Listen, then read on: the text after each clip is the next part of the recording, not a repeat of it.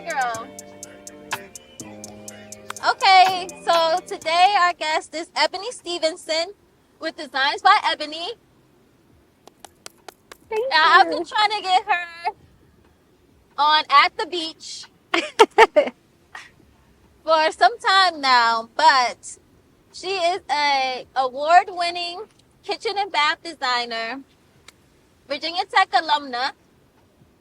She's been doing this for over 16 years, and I'm going to let her tell you a little bit more about herself, but before she tells you about how great she is Oh, in God. designing kitchens and baths, I'm going to just let you know that I know Ebony from when we were about this high. Yep. And, we grew up together. Our mothers and fathers know each other. We were in Girl Scouts together. Ooh, Girl Scouts. You brought it back. Yeah. We were in sleepovers together. Yeah, we learned to ride bikes together, tie our Mud shoes. pies together. Definitely mud pies. Play house together. Yes. All that. Yes. So it went from her playing house to designing houses, designing kitchens and baths. So she's always known that that's what she wanted to do ever since she was a little girl. And now she's living out her dreams in Virginia Beach. And yes, Ebony, go ahead and tell them a little bit more about yourself, and then I'll ask some questions about you. Oh, thank you, Christina. Thank you for that warm welcome. And yes, we have known each other since the single digits. Thank you for teaching me to ride my bike and how to braid my Kenya doll's hair. I appreciate that. But yes, Ebony Stephenson, owner of Designs by Ebony, based in Newport News, Virginia. I am a certified living in place professional as well as a certified aging in place professional. So a majority of my projects, we're doing some type of living in place, adding accommodations, so that way this can be your forever home. Yes. And you can stay there. So I'm also an NKBA 30 under 30 professional. Right? Yes, president of the Virginia chapter of the National Kitchen and Bath Association. And in 2020, I actually got to make history as the first Black president for Virginia. So thank you, Martin Luther King. And Harriet Tubman. And Harriet Tubman, all of our ancestors. They say, excuse me, how much does it cost for a kitchen renovation? They ask you a very broad question like that. That question. A very broad question. They're not in the industry, so they don't know. Right, and they don't know, and I don't expect them to. But when they ask me a very specific question, how much does a kitchen cost? You know what I reply with? How much does a car cost? Right. But then they look at me like I'm dumb. Like, well, why would you say that? There's so many different type of cars, and you can get luxury, you can get a little clunker. Exactly. That's what I'm trying to say. Or if they say, well, how much does a kitchen cost? How much does a cart of groceries cost?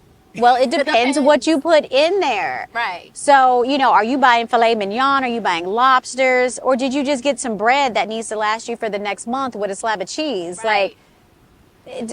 That's literally one of the hardest questions. So when clients ask me, how much does a kitchen cost? My response is usually, how much do you want to spend? Exactly. Or more so, how much do you not want to spend? Because no one's excited. Yeah. Alone can cost 60 plus thousand. Yes. And it depends on what you're going with. So when people say, how much does a kitchen cost? How much do you have readily available to spend on a kitchen? Not how much will this person, that person, and this person be willing to loan you. At this point, I always ask clients too, what do you have readily available that you are willing to invest in your home? Because that's what we're doing. We are investing in our home. We are upping the resale value of our home. So it's a matter of what are you willing and what do you have available to invest in your home? And then we'll talk about what we can do with that amount of money for your kitchen.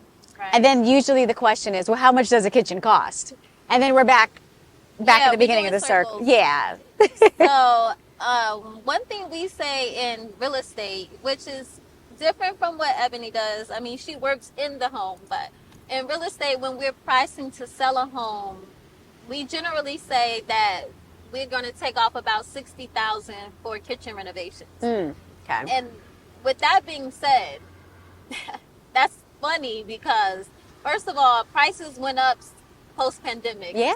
So I don't really know what you're gonna get for $60,000 as far as 1980 kitchen, and Right. you're trying to bring it to 2023. I'm not sure how far you're gonna get with 60,000. I'm gonna tell you probably not far.